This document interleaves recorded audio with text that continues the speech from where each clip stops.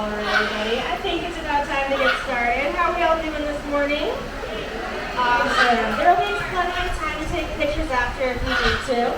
But thank you all so much for joining us at Theater of the Sea, and welcome to our trained parrot show. My name is Kelly, and I'll be your trainer this morning. And I have the absolute pleasure to introduce to you guys some of the most colorful, charismatic, and even some of the most intelligent animals on the entire planet. Parrots are tied at the very top of the avian intelligence scale, along with all members of the Clover family. So this includes your jays, your magpies, your crows, and your ravens. Most scientists would even go as far as comparing the parrot intelligence to that of the average human toddler between the ages of 2 and 4 years old. And here at Theater of the Sea, we love working with this high level of thinking through training and games, both of which are extremely stimulating and enriching for these guys, which is really what our show is all about. So this handsome guy on your arm, his name is Clover. He is a 38-year-old Verde macaw. He is what's known as a hybrid species, so a mix between two different types of macaw. One of them is a scarlet macaw, like Ziggy over here, and the other is a blue fawns macaw, also known as a grand military macaw, which is basically a larger version of our green friend Admiral up here. But for our first game, I'm going to use Clover's younger brother, Leprechaun. He is 36 years old. I like to joke that Clover got the athleticism of the family while Leprechaun got the brains. And we'll be able to see Clover's skills in just a little bit. But for the first game of our show, it's called the Psychologist Color Form Board. Now, as I pull it out, it might look familiar to you guys, kind of like a child's play toy. Well, that's because it is. The psychologist specifically invented this game to gain the IQ levels of the average human toddler between the ages of 1 and 2. As you can see, pretty basic concept. There are 3 different color shapes and the corresponding spaces to which they fit. Now, before I get started, I want to let you all in on just a little secret. All of the birds on stage think they are the absolute star of our show. So if anytime you see them doing something cute, or something funny, or they're just trying to get your attention, feel free to feed into it. The more excited we get and the more fun we have, the more excited they're going to get and the more fun they're going to have, which again is what the show's about. He looks a little ready, so we're going to go ahead and get him started with the red square. Good. Alright, so next we have the yellow star. It might be a little bit more tricky for a parrot since it has all these edges. We're lucky as humans, we have our fingers and our wrists, we can twist it into a knot. So let's see how he does it with that beat. Good. Alright, and then last we have the blue circle. Probably going to be pretty easy for him since there's only one spot left. And no edges. Nice job, Leprechaun. Alright, so for this next round, I'm going to shuffle up the pieces on the table to see if he can still get them into the correct spot. You guys can just let me know when to stop. Thank you. Start off with that star. Nice job. Now the circle. Good boy, Leprechaun. And last but not least, the square. Alright, well that still seems a little bit too easy for him, so I'm going to challenge him one more time. I'm going to give him a new set of instructions to see if he's actually understanding the concept of the game, or if he's putting the pieces where he's been shown. So we're going to put him in the wrong spot. I need your help again for this part. Can I put the star in the square or in the circle? Circle, perfect. And the circle in the square or on the star? Square, awesome. They fit much better there anyway. So look at that. Leave those 2 pieces right there and put the square right in the middle. Okay, bud? No, this one right here. Don't leave that one there.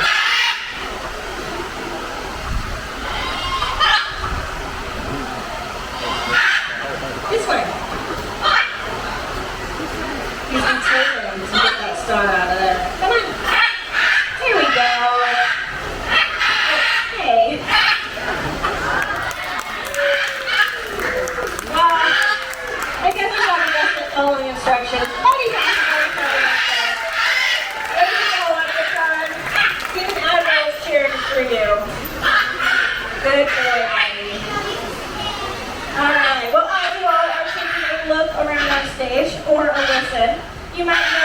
have quite a bit of diversity with our birds, whether it's in their size, or their color, or lack of color when it comes to Birdie down there, our sleepy lucky cockatoo.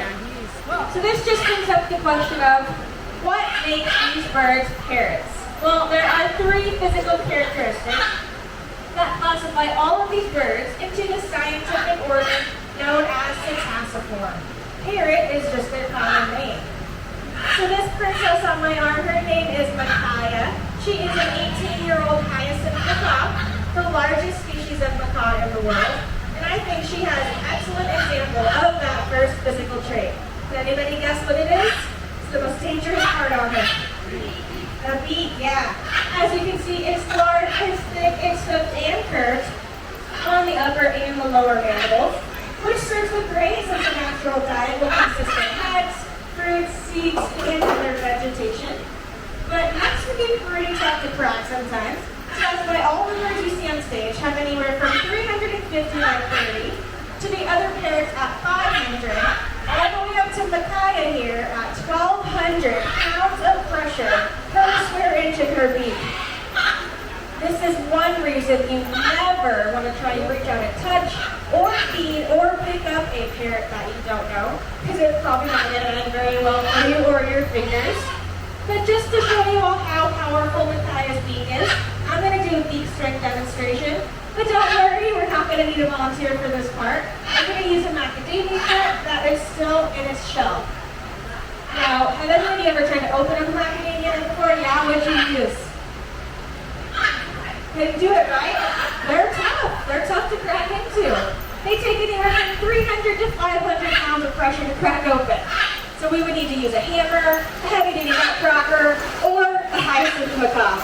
The only trick about using a hyacinth is that we're never getting that nut back because I'm not going to try and take it from her, and she doesn't like to share it. But hyacinth macaques are the only known species of bird in the world to be able to consistently and completely crack open one of those nuts using just their beak. Usually she gets it open pretty quickly. But while she's working on that, I'm going to, oh, there she goes. I'm going to head over to Miss Maya. She's a 5-year-old blue and gold macaque. Good job, Micaiah. Now, Maya's trait is a little bit less obvious, but it's those short little legs.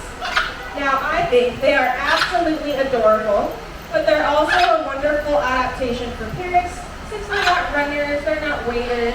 They don't have to run through the tall grass or the mud or anything like that. But they're perchers and climbers, so their short legs give them that necessary low center of gravity for all the perching and climbing they're going to do out in the wild in the trees and here at our show. Now for that third and final trait that makes a parrot, I'm going to bring her on Admiral. He is an 18-year-old military macaque, and I'll stand on this side this time. But as I walk him around, I want you to take a look at his feet. He's got 2 digits facing forward and 2 digits facing backwards. These are known as zygodactyl feet, and they're extremely rare in the bird world. Good boy, Admiral. So most other perching birds that you'll see have 3 toes facing forward and 1 facing backwards. Good boy. And out of 10,000 species of bird, only a small handful have these type of feet, which include toucans, roadrunners, woodpeckers, and then of course our parrot friends. Now these feet are also extremely dexterous, and they need to be able to perch up in the tall trees and here on their trainer's arm. Now parrots are the only known species of birds to bring food up to their mouth to eat, kind of like Micaiah with that macadamia nut behind me. Good boy, Admiral. So if you ever do see a bird eating with their feet, that is one obvious way to know if you're looking at a parrot. Good boy. Let's do one more over here for you guys. Good boy, Admiral. Let's give Admiral, Maya, and Micaiah a big round of applause for showing off those traits for us. Good job, everybody. Now, their beaks and their feet are useful tools that help them to be extremely acrobatic. Now remember, Clover got the athleticism of the family. Well, he's figured out a way to use his feet. That's even challenging for parrots. Now he's going to demonstrate with a stroll on his favorite blue barrel.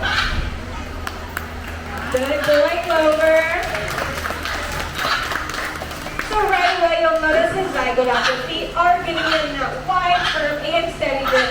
hold on to the barrel. And those short legs are giving him that low center of gravity to help him stay nice and balanced. You can imagine an ostrich or a flamingo or myself wouldn't be nearly as graceful as Clover on here. But you'll also notice in order to move that barrel forward, he is walking backwards. So this is a trained behavior because parrots aren't known to take consecutive steps back like this. And this only took him about 4 months to learn, and now he's even a little bit of a show-off. Good boy, Clover. Nice job, buddy. You got it. Got one more. Good boy. Nice job, bud. Well, they're all cheering for you, buddy. Do you want to say hi to your fans? Yeah? Okay. Say, hold on. One more. Good boy. You need a breath mint, buddy. Now this just brings up my next topic of training itself. So here at Theater of the Sea, we use a very popular method of training, and it's called operant conditioning with an emphasis on positive reinforcement. So what that means is we communicate with these guys using a verbal and a nonverbal cue, so a hand signal and a word. And if they do it correctly and on cue, we follow it up with a positive reinforcement.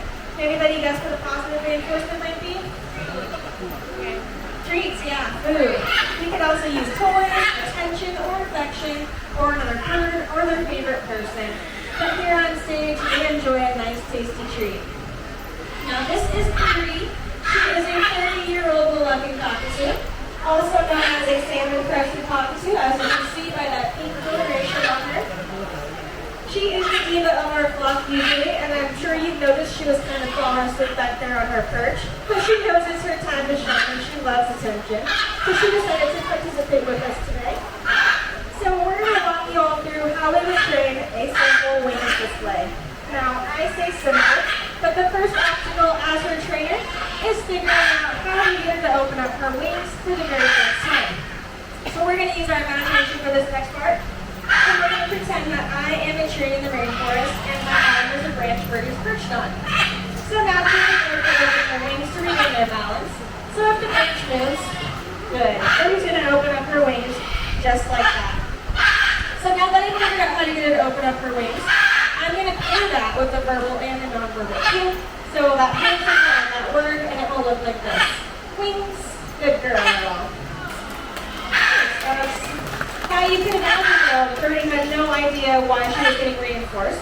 So after about 20 to 30 repetitions, she finally catches on and she realizes that if she opens up her wings and I give her that hand signal and say that word, we're going to throw her a party, tell her how awesome she is, and give her a bunch of treats. So it's going to seem like a pretty good and fun deal for her. So the end result will look like this. Wings! Good girl! Now I'm going to head over to Miss Maya again. She's only 5 years old and she's super, super smart. She loves training new behaviors. And she's also a little loud. But we've been able to train her how to recycle. So the first step in this behavior is getting her used to the water bottle. Now, for us, it's not very scary. We see it every day, we drink out of it. But to a parrot, it might be a little bit more scary since it's almost as tall as her. Maybe she's never seen one before. So anytime we put the bottle near her or touches it with her beak, good. We say that we're good and we reward her. So that we're good does have a purpose. It's called a bridge in animal training, and it's basically saying, hey, you did exactly what I'm looking for, and now your reward is coming. So with that, Maya figured out all we wanted her to do was bring the bottle to wherever our hand is, kind of like the kid with Dutch. And so. But the trickiest part was getting her to actually drop the water bottle into the bin. So now that she knows how to bring it to our hand, all we have to do was hold our hand over the bin. She would bring us the bottle, we took our hand out of the way, and it would fall in. And after a few repetitions, Maya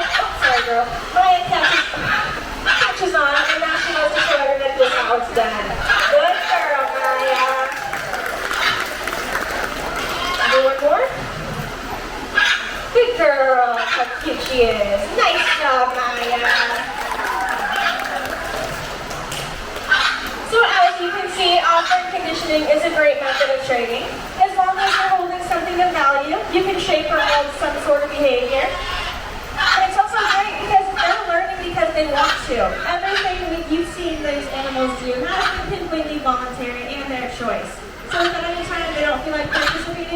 totally fine. I'll just move on to another bird and maybe try them again later.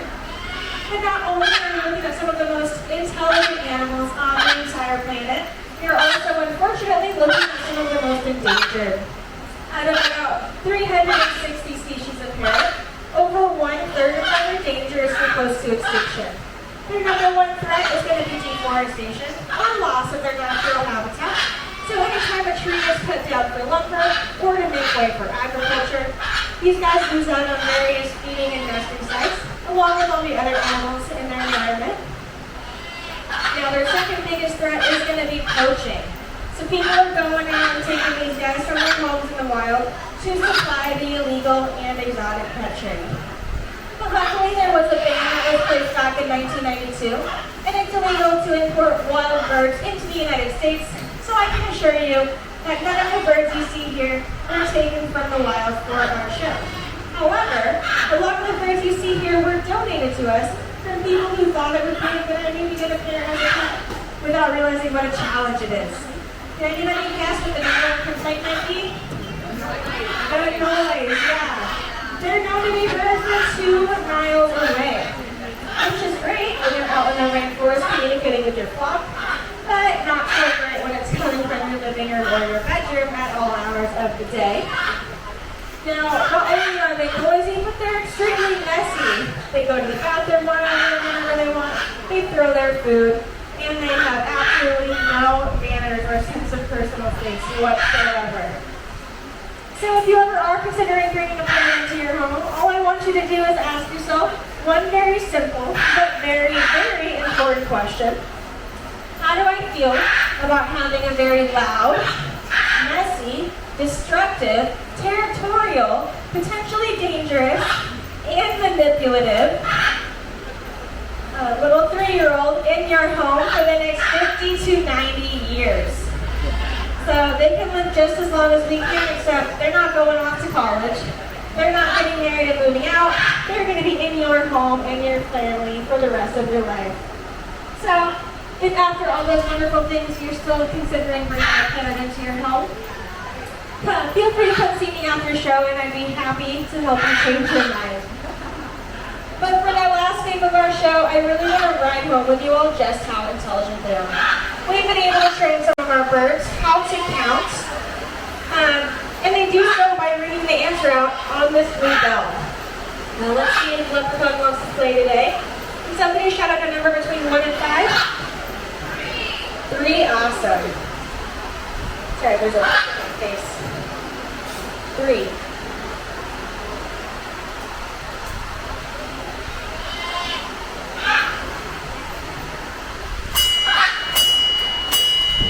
Good boy.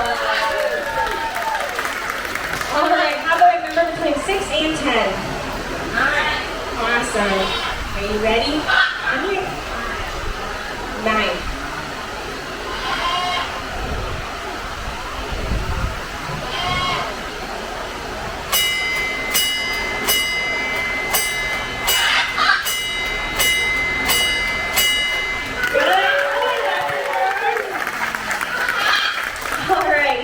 Warmed up and he's really into it. I'm going to see if you can add 9 and 3 together. It was 3, right? We'll see what he comes up with. 9 plus 3.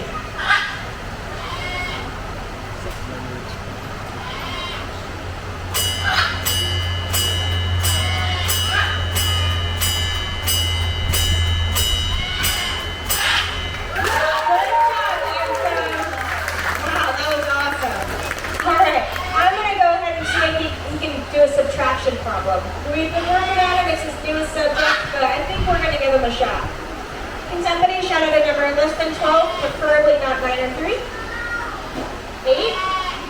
Alright, buddy. Are you ready? 12.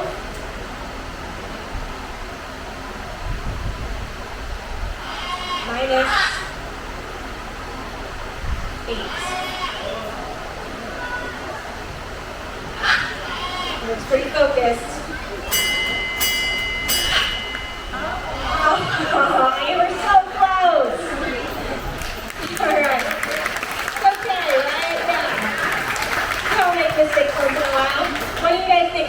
another shot? Yeah? Alright, they want to give you another shot, buddy. If he gets it right, we're going to get really excited for him and do some backflips, okay? Alright, buddy. 12. Minus 8. Alright.